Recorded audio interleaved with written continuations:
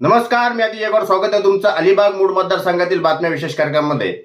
आज आपल्यासोबत दक्षिण रायगडचे सरचिटणीस, जिल्हा सरचिटणीस महेश मोहिते साहेब आहेत.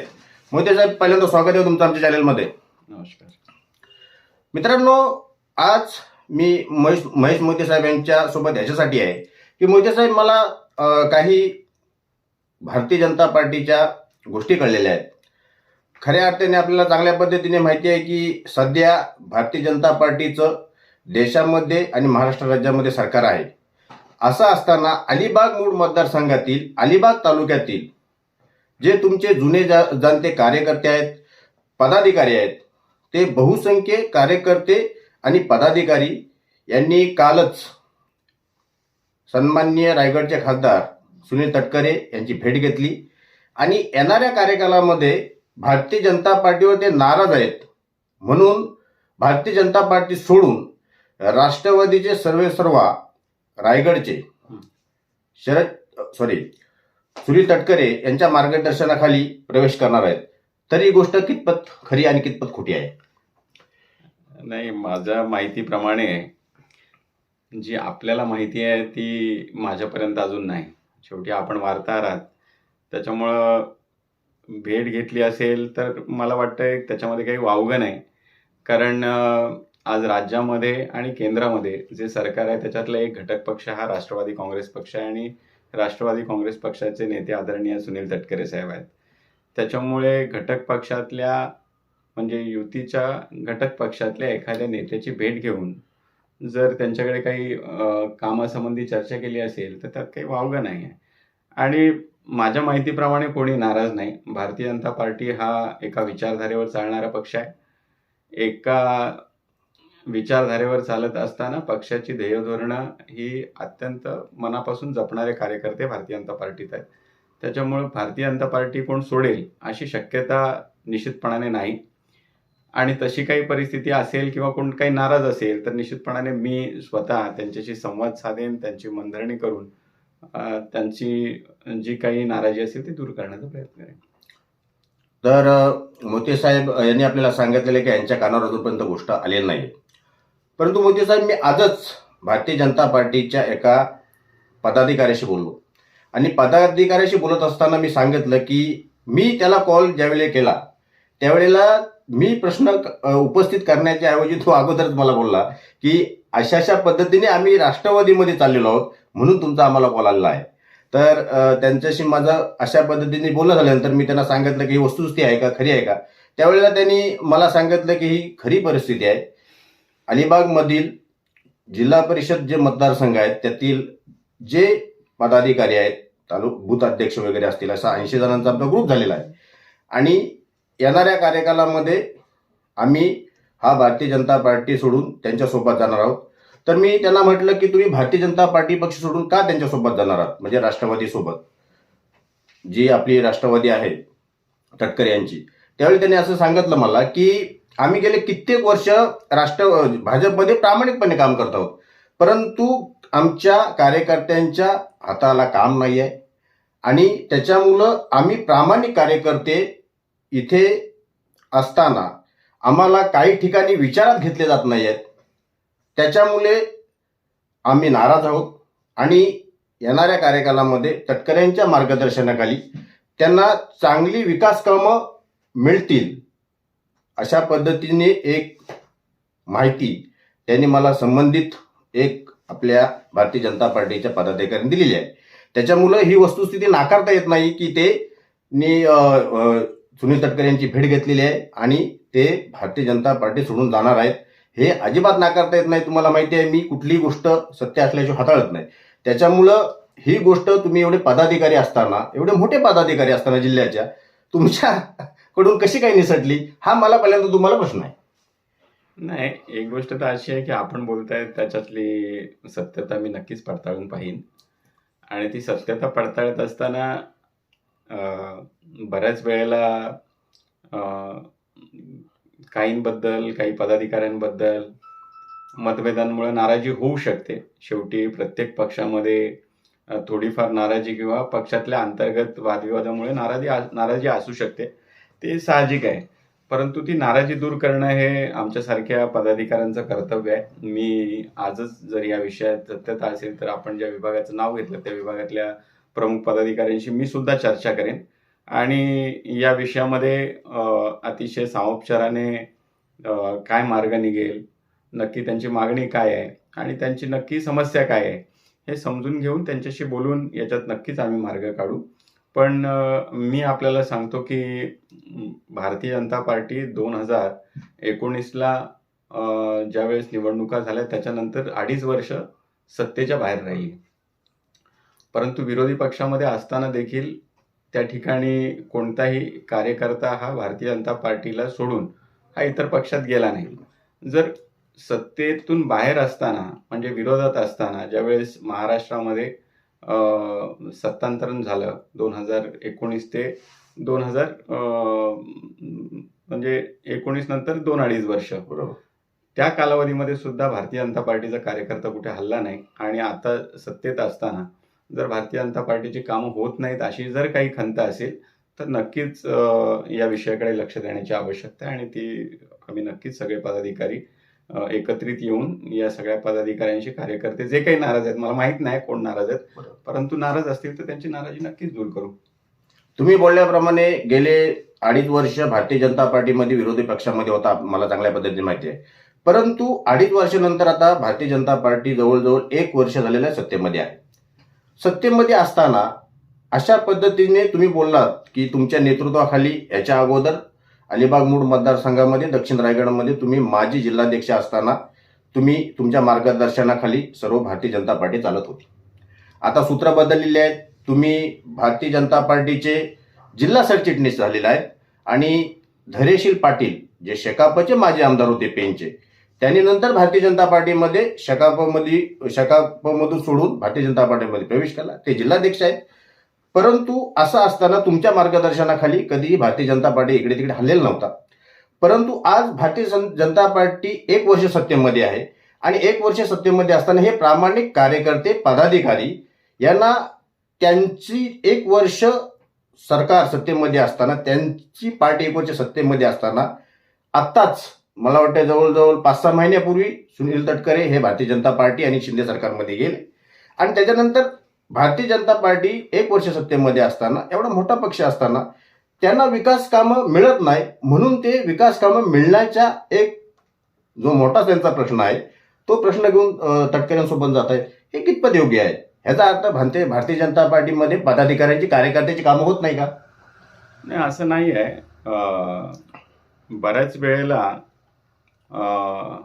प्रत्येक कार्यकर्त्याची अपेक्षा असते की आपण सरकारमध्ये आहोत आणि सरकारमध्ये असल्यामुळे सरकारमध्ये असलेल्या पक्षाच्या कार्यकर्त्याची असलेली अपेक्षा ही उंचावते. विकास कामांच्या बाबतीत असेल, वेगवेगळ्या प्रश्नांच्या सोडवणुकीच्या बाबतीत असेल किंवा वेगवेगळ्या विषयामध्ये व्यक्तिगत असणाऱ्या मदतीच्या बाबतीत असेल, या सगळ्याच बाबतीत कार्यकर्त्यांच्या अपेक्षा ह्या उंचावलेल्या असतात आणि अशा वेळेला कार्यकर्त्याला जपणं आणि कार्यकर्त्याला त्या ठिकाणी जोपासणं, त्याला त्याच्या अपेक्षेप्रमाणे त्या ठिकाणी कामाची संधी उपलब्ध करून देणं हे निश्चितपणाने भारतीय जनता पार्टीचा पदाधिकारी म्हणून मला आमच्या सगळ्यांचंच कर्तव्य आहे असं वाटतं.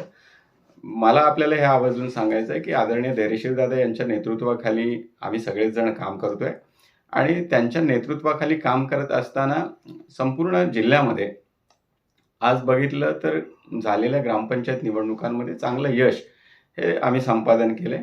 कार्यकर्त्यांच्या नाराजीच्या बाबतीत, विकास कामाच्या बाबतीतली जी नाराजी आहे, या विकास कामांच्या बाबतीत माझी अलीकडेच चर्चा त्यांच्याशी झाली.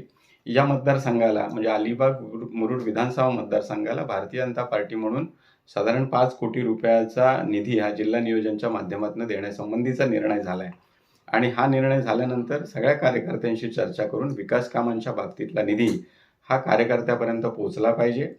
त्या ठिकाणी कार्यकर्त्यांनी दिलेली जी खेड्यामधली जी काही वचनं आहेत त्या वचनाला बांधील तो कार्यकर्ता असतो. त्याच्यामुळे त्याच्या अपेक्षेप्रमाणे त्या ठिकाणी काम पोहोचलं पाहिजे, त्याचा सन्मान त्याच्या गावामध्ये वाढला पाहिजे. या दृष्टीने अतिशय चांगल्या पद्धतीने चर्चा करूनच ती कामं दिली जातील. या संबंधीचा जो निर्णय आहे तो या मतदारसंघामध्ये आम्ही घेतला आहे आणि अलीकडेच ही यादी कार्यकर्त्यांशी चर्चा करून संवाद करून ती तयार केली पाहिजे असं मी आमच्या या मतदारसंघाचे निवडणूक प्रमुख छोटम शेठ भोईर आहेत त्यांच्याशी पण चर्चा केली आहे. तर त्याच्यावरती काम चालू आहे. येणाऱ्या 2-3 दिवसामध्ये या विषयातला नक्कीच निर्णय होईल. सगळ्यांना बोलावून त्या ठिकाणी त्यांच्या विभागातली असलेली कामं असतील त्याच्यावरती निर्णय घेतला जाईल आणि सगळ्यांना समान न्याय देण्यासंबंधीची भूमिका ही निश्चितपणाने घेतली जाईल. कार्यकर्ता हा विकास कामांमुळं किंवा विकास कामाला निधी उपलब्ध झाला नाही म्हणून नाराज राहील अशी निश्चितपणाने शक्यता नसेल याची काळजी ही 100% घेतली जाईल असं आपल्या माध्यमातून मी सगळ्यांना सांगू इच्छितो. तर मोहिते साहेब यांनी जे नाराज पदाधिकारी कार्यकर्ते आहेत त्यांच्या संदर्भात आपल्याशी बातचीत केलेली आहे. मित्रांनो, सगळ्यात महत्त्वाचा प्रश्न मोहिते साहेब, 2024 मध्ये लोकसभेच्या निवडणूक आहेत आणि त्या दृष्टिकोनातून आपण पाहिलं तर लोकसभेची रायगडची जागा ही मागच्या वेळेला राष्ट्रवादी काँग्रेस शेकाप युतीमधून सुनील तटकरे यांनी जिंकलेली होती आणि त्याच्यानंतर आपल्याला चांगल्या पद्धतीने माहिती आहे महाविकास आघाडीचं सरकार आलं, भारतीय जनता पार्टी ही बाजूला गेली आणि बाजूला गेल्याच्या नंतर ज्या काही उर्वरित 48 जागा महाराष्ट्रामध्ये आहेत त्या संपूर्ण भारतीय जनता पार्टी स्वबळावर लढवेल अशाच पद्धतीचं एकंदरीत 2024 मध्ये चित्र होतं. परंतु आपल्याला पुन्हा माहिती आहे की राज्याच्या राजकारणाने कलाटणी मारली आणि देशामध्ये शिंदे सरकार आणि भाजप सरकार आलं. आता ही रायगडची लोकसभेची जागा आहे. इंडिया आघाडीच्या माध्यमातून शिवसेना उद्धव बाळासाहेब ठाकरे, आनंद गीते हे ऑफिशियली त्यांचे उमेदवार म्हणून जाहीर झालेले आहेत. तर रायगडची जी लोकसभेची जागा आहे ती भारतीय जनता पार्टी लढवण्यासाठी इच्छुक आहे असे सर्वकडूनच चर्चा आहे. हे एकंदरीत कितपत योग्य आहे की भारतीय जनता पार्टी ही जागा, रायगडची जागा येणाऱ्या 2024च्या कार्यकाळात लढवेल की नाही लढवेल की आपल्या मित्र पक्षाला सोडेल?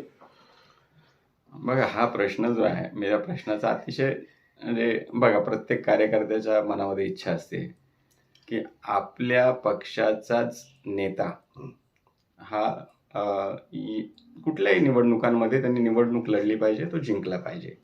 ही साहजिक असलेली कार्यकर्त्याची भूमिका असते. ही कार्यकर्त्याची म्हणून असलेली भूमिका असते. शेवटी कार्यकर्त्याला जे वाटतं त्याच्या बाबतीतला निर्णय हा वरिष्ठ पातळीवरती होत असतो आणि आत्ताच्या घडामोडी जर आपण पाहिल्या तर त्या घडामोडींमध्ये भारतीय जनता पार्टी केंद्रामध्ये सत्तेत आहे.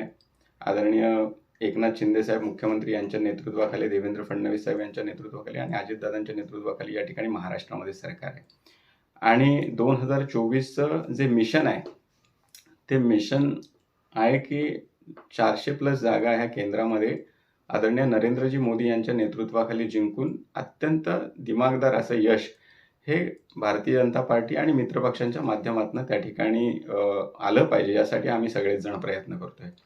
शेवटी रायगड जिल्ह्यातल्या एवढ्या मोठ्या जागेचा संबंध आहे, म्हणजे खासदारकीची निवडणूक कोण लढवेल हा प्रश्न माझ्यासारख्या छोट्या कार्यकर्त्याला आपण विचारलात तर मला आपल्याला विनम्रपणे सांगायचं आहे की या संबंधीचा निर्णय जो आहे तो पक्षाचे सगळे वरिष्ठ नेते मिळून घेतील. म्हणजे सगळेच सन्माननीय नेते जे आहेत, मग सुनील तटकरे साहेब हे फक्त खासदार नाहीत तर ते प्रदेशाचे त्यांच्या पक्षाचे अध्यक्ष आहेत. आमच्या पक्षाचे अध्यक्ष आदरणीय बावनकुळे साहेब आहेत, आदरणीय शिंदे साहेब आहेत. ही सगळी मोठी मंडळी या मोठ्या बाबतीतले निर्णय घेत असते. त्याच्यामुळे या विषयावर मी भाष्य करणं हे संयुक्तिक ठरणार नाही आणि त्याच्यामुळे जो काही निर्णय होईल, जो काही सगळे वरिष्ठ नेते मंडळी निर्णय घेतील तो निर्णय आमच्यावरती शिरसाबंद असेल आणि त्या पद्धतीने आम्ही काम करू. शेवटचा प्रश्न विचारतो, जास्त वेळ मोदी साहेबांचा घेतला मी. 5 नोव्हेंबर 2023 रोजी अलिबाग मूळ मतदारसंघातील 36 ग्रामपंचायतीच्या निवडणुका जाहीर झालेल्या होत्या. 6 तारखेला त्याचा रिझल्ट लागलेला होता आणि पहिल्यांदाच भारतीय जनता पार्टीच्या माध्यमातून काही ठिकाणी थेट सरपंच पदाचे आणि सदस्य पदाचे उमेदवार दिलेले होते आणि ज्यावेळेला निकाल लागला त्यावेळेला निकाल लागल्यानंतर काही ठिकाणी भारतीय जनता पार्टीचं म्हणजे तुमच्या मार्गदर्शनाखाली एक ग्रामपंचायत बिनविरोध झाली. मला वाटतं त्याच्यानंतर मुरुडमधील एक सालावची ग्रामपंचायत भारतीय जनता पार्टीने घेतली आणि काही ठिकाणी थेट सरपंच पदाच्या उमेदवाराला भारतीय जनता पार्टीला चांगली मतं मिळाली. परंतु भारतीय जनता पार्टीला चांगली मतं मिळाल्यानंतर 1 नंबर इंडिया आघाडीच्या माध्यमातून जे काही घटक पक्ष असतील ते राहिले असतील, 2 नंबरला शिंदे गट आणि 3 नंबरला भारतीय जनता पार्टी. असं असल्याच्या नंतर तुम्हाला चांगल्या पद्धतीने माहिती आहे, ह्या निवडणुकांमध्ये भारतीय जनता पार्टी 3 नंबरला पक्ष राहिला, परंतु भारतीय जनता पार्टीवर कशा पद्धतीने आरोप प्रत्यारोप झाले हे संपूर्ण रायगडनेच नाही तर संपूर्ण महाराष्ट्राने पाहिलेलं आहे. कारण का अलिबाग मूळ मतदारसंघातील हा विषय आपले तुमचे सर्वोच्च नेते देवेंद्र फडणवीस यांच्या दारापर्यंत सुद्धा गेलेला आहे. तर त्या दृष्टिकोनातून नाराज तुमचे घटक पक्ष आणि घटक पक्षातील नेते यांनी तुमच्यावर काही आरोप केले असतील, तुम्ही त्यांच्या आरोपांना काही उत्तर दिले असतील. परंतु असं असताना पुढील 2024 मध्ये जानेवारी फेब्रुवारीमध्ये आणखीन 30 पेक्षा जास्त ग्रामपंचायतीच्या मुदत जानेवारी ते डिसेंबर 2024च्या कार्यकालात संपत आहेत.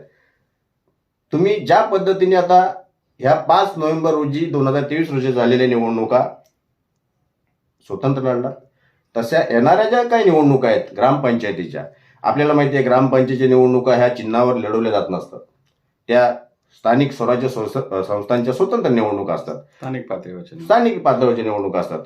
परंतु येणाऱ्या ज्या काही निवडणुका आहेत त्या मला असं कळलंय की त्या सुद्धा भारतीय जनता पार्टी स्वबळावर लढवणार आहे. तर ह्या निवडणुकांच्या माध्यमातून तुमच्या झालेले आरोप आणि ह्या निवडणुका ज्या येणाऱ्या कार्यकालात आहेत, एक प्रश्न आहे, त्याचे 2 भाग आहेत. 2 भागामध्ये तुमच्याकडून उत्तर अपेक्षित आहेत. तुमच्यावर झालेल्या 5 नोव्हेंबरच्या निवडणुकीच्या समोर आरोप आणि आता तुमच्या समोर उभ्या ठाकलेल्या 30 पेक्षा आधीच ग्रामपंचायतीच्या निवडणुका या स्वतंत्र लढवणार आहेत की ह्याच्यामध्ये काय चर्चा झाली असेल देवेंद्र फडणवीस आणि रायगडमधील सर्व तुमचे मित्र पक्षाचे विधानसभा उमेदवार यांच्यामध्ये? नाही, एक तर तुमच्या प्रश्नामध्ये तुमचं उत्तर आहे की ग्रामपंचायतीच्या निवडणुका ह्या स्थानिक पातळीवरच्या नात्या गोत्यामधल्या किंवा वैयक्तिक संबंधामधल्या निवडणुका असतात. आणि 2 गोष्टी आपण याच्यामध्ये मांडल्यात की आपण म्हणजे तुम्ही एक सिक्वेन्स लावली त्याची की पहिला नंबर इंडिया आघाडी राहिली. आता इंडिया आघाडीमध्ये अनेक घटक पक्ष आहेत. शेतकरी कामगार पक्ष असेल, ठाकरे साहेबांची सेना असेल, उद्धव साहेबांची, त्याच्यामध्ये शेतकरी कामगार पक्ष असेल, काँग्रेस पक्ष असेल, हे सगळेच पक्ष हे इंडिया आघाडीचे घटक पक्ष आहेत.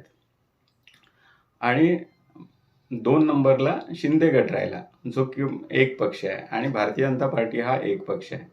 परंतु जर या तिन्ही पक्षांची तुलना आपण केली तर इंडिया आघाडी म्हणून प्रत्येक ठिकाणी त्याला काही नामकरण झालं असं नाही. बरोबर. प्रत्येक ठिकाणी लढताना एकत्र लढले, परंतु ज्याने त्याने ज्याचा त्याचा त्या ठिकाणी क्लेम ठेवला की बाबा जरी ती सरपंच एका पक्षाचा निवडून आला असला तरी काँग्रेस सांगताना काँग्रेसने सांगितली, शेतकरी कामगार पक्षाने सांगताना शेतकरी कामगार पक्षाने किंवा ठाकरे गटाने सांगताना ठाकरे गटाचा सरपंच सांगितलं, अशा पद्धतीने ती त्यांची परिस्थिती राहिली. आता विषय असा आहे की या निवडणुकांमध्ये आम्ही स्वतंत्र लढलो किंवा आम्हाला आले असलेलं यश असेल किंवा शिंदे गटाला आलेलं यश असेल, परंतु याच्यातनं एक नक्की मात्र निष्पन्न झालं की आपण सत्तेमध्ये एकत्र असताना ज्यावेळेस निवडणुका लढवण्याची समोर चिन्ह दिसत असतात त्यावेळेस एकत्रित बसून या विषयामध्ये काय नक्की मार्ग काढता येऊ शकतो आणि एका दिशेने जी नैसर्गिक युती आहे ती टिकून कसं पुढे जाता येईल या संबंधीतला काही मार्ग काढता येऊ शकतो का, या संबंधी बसणं आणि त्याच्यावरती चर्चा करून सन्मानजनक पद्धतीने अशा पद्धतीने वाटाघाटी होऊन जर चर्चा झाली तर अशा पद्धतीचा वादविवाद किंवा स्वतंत्र लढण्याची भूमिका घेतली जात नाही. परंतु मला असं वाटतं की आगामी निवडणुकांमध्ये या बाबतीतला निर्णय घेत असताना नक्कीच आम्ही सगळेच जण एकत्र बसू, म्हणजे भारतीय जनता पार्टी म्हणून आम्ही एकत्र बसू आणि त्याच्यानंतर आमचे जे नैसर्गिक ज्यांच्याशी युती असेल, शिंदे गट असेल किंवा सत्तेतल्या युतीतले जे घटक पक्ष असतील त्यांच्याशी चर्चा करण्याचा नक्कीच प्रयत्न करू. आणि मला असं वाटतं की या सगळ्या निवडणुकांमध्ये स्वतंत्र लढण्याची जी मानसिकता आहे ती स्थानिक पातळीवरती जर एखाद्या कार्यकर्त्यांनी त्याच्या ताकदीवरती सरपंच पदाची महत्वाकांक्षा ठेवणाऱ्या कार्यकर्त्यांनी व्यक्त केली तर त्या ठिकाणी त्या कार्यकर्त्याला नक्की यश मिळेल का याचा अभ्यास करून त्या ठिकाणी त्याला त्याला त्याचं मनोबल वाढवण्यासाठी प्रयत्न केला पाहिजे. परंतु जर एखाद्या कार्यकर्त्याला अपयश येईल आणि त्याचा फायदा जर विरोधी पक्षाला होईल असं जर आपल्याला स्पष्टपणाने दिसत असेल, तर आपल्याला नक्कीच त्या ठिकाणी आपला जिथे सरपंच नाही तिथे आपले काही सदस्य निवडून येतील का? जिथे आपला सरपंच निवडून आला आहे किंवा आपली सत्ता राहिली आहे त्या ठिकाणी आपला सरपंचच कायम ठेवून आपल्याला कुणाला बरोबर घेऊन आपले सदस्य आणखीन काही वाढवता येतील का या संबंधीचा हा एक चांगल्या पद्धतीची चर्चा करून निर्णय घेतला गेला पाहिजे.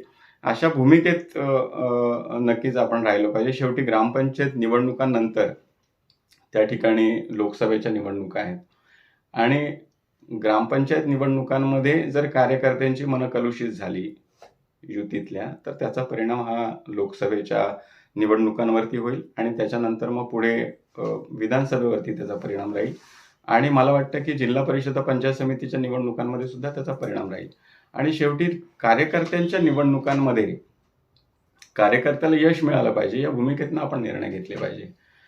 कसं आहे, शेवटी कार्यकर्ता 5 वर्ष काम करत असतो. त्याला असं वाटत असतं की मी कुठेतरी ग्रामपंचायतीचा सदस्य झालो पाहिजे, मी सरपंच झालो पाहिजे. ही महत्वाकांक्षा त्याची असणं साहजिक आहे. परंतु तो जिंकण्यासाठी आपण सगळ्यांनी प्रयत्न केले पाहिजे. मग त्याला त्या ठिकाणी आपण स्थानिक पातळीवरती त्याची मानसिकता असेल की आपण युती केली तर निवडून येऊ, तर त्या पद्धतीने आपण चर्चा केली पाहिजे. आणि जर त्याची मानसिकता मी स्वतः उभा राहिलो मी सरपंच होईन अशी असेल, तर त्याला कुणाची मदत होऊ शकते मित्र पक्षाकडून, तर त्याला बरोबर घेऊन त्या ठिकाणी त्याला जिंकण्यासाठी आपण आग्रह धरला पाहिजे आणि अशा पद्धतीने निवडणुकांमध्ये निश्चितपणाने मार्ग काढला पाहिजे असं मला वाटतं.